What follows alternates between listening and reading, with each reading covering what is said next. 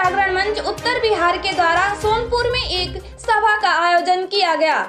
सभा में गुरु गोविंद सिंह के चारों बेटों के बलिदान के बाद धर्म रक्षा के लिए हुए संघर्ष में हिंदू सिखों के विजय स्थल, जिसका नामकरण फतेहपुर, जोडावनपुर, अजीतपुर, जुझारपुर किया गया था, उन गांव के समाज सेवी बड़ी संख्या में आए हुए थे।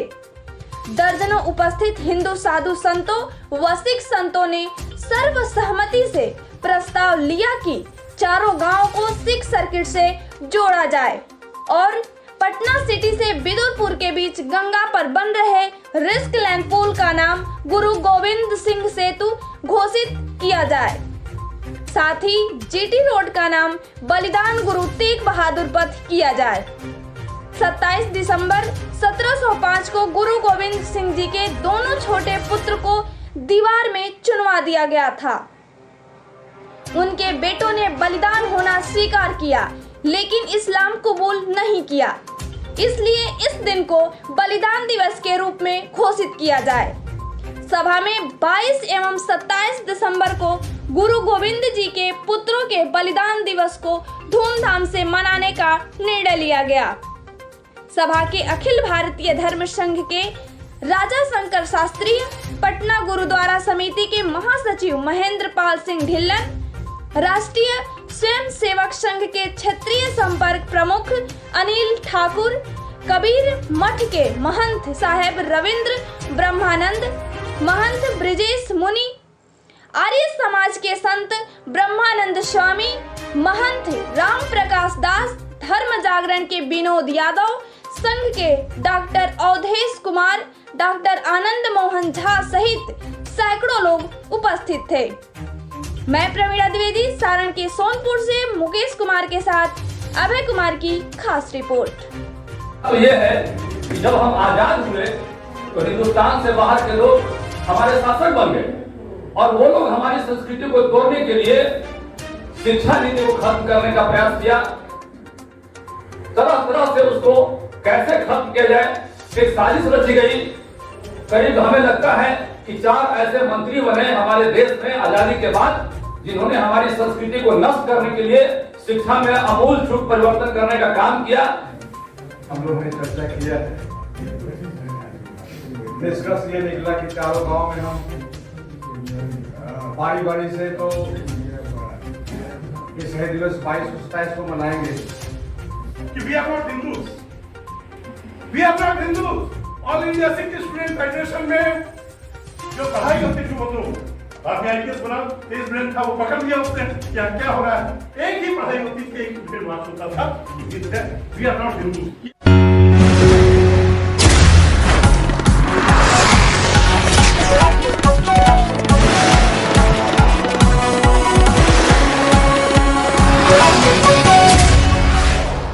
क्रांति हुई है और उसको प्रचार प्रसार के लिए आज का बैठक हुआ, इसका उद्देश्य क्या है, इसको बताइए। देखिए, जब गुरु गोविंद सिंह जी के शहजादियों का जब वहाँ पर शहीद हुए थे तो यहाँ पर एक क्रांति टाइप की हुई।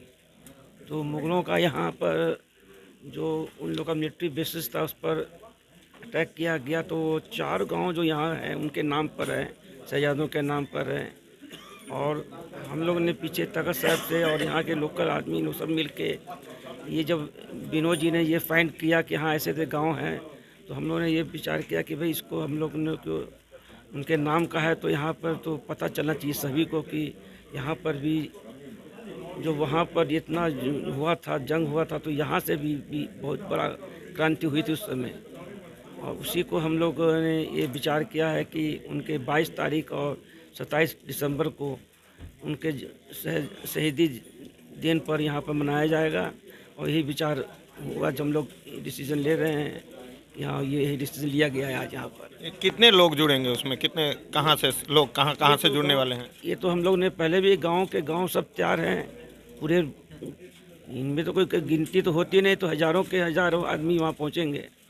पहले भी जो हम लोग आए थे, चारों गाँव घूमे थे, तो हज़ारों की संख्या में आदमी वहाँ पहुँचे थे सब।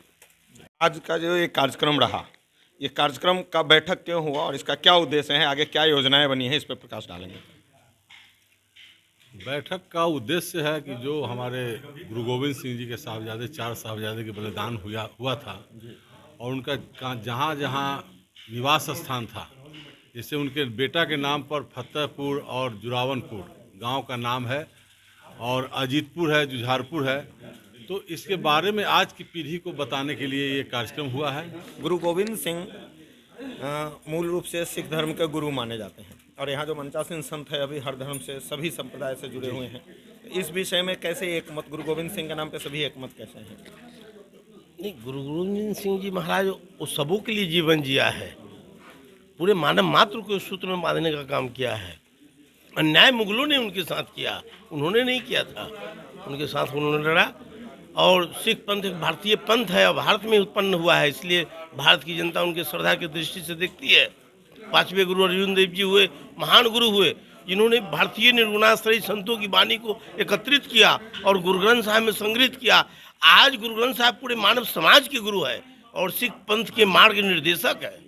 अपना शुभ नाम और मैं महंत ब्रजेश मुनि, आचार्य कबीर पीठ फतुहा, पटना। धन्यवाद। क्या है, क्या उद्देश्य है, क्यों ये बैठक हुई है, ये लक्ष्य हुआ है? हमारे जो महापुरुष हैं उन्होंने जो कार्य किए हैं उस कार्य को नाम के रूप में देने में, कोई भी संस्था के निर्माण हो, किसी का नया काम हो रहा है तो पूर्वजों के नाम पर, अपने महापुरुषों के नाम पर देने से राष्ट्र की चेतना बनी रहेगी। उनका नाम आते ही हमारे मन में उनके कर्म भी याद आएंगे और कर्म के अनुसार हमारा विचार बनेगा, विचार के अनुसार व्यवहार होगा और व्यवहार नहीं होगा तो ये भारत वैसे भी धार्मिक रूप से, आर्थिक रूप से समृद्ध हो, उससे कोई ज़्यादा मतलब नहीं, लेकिन कम से कम राष्ट्रीय रूप से भी जागृत हो, ये हमारा उद्देश्य है।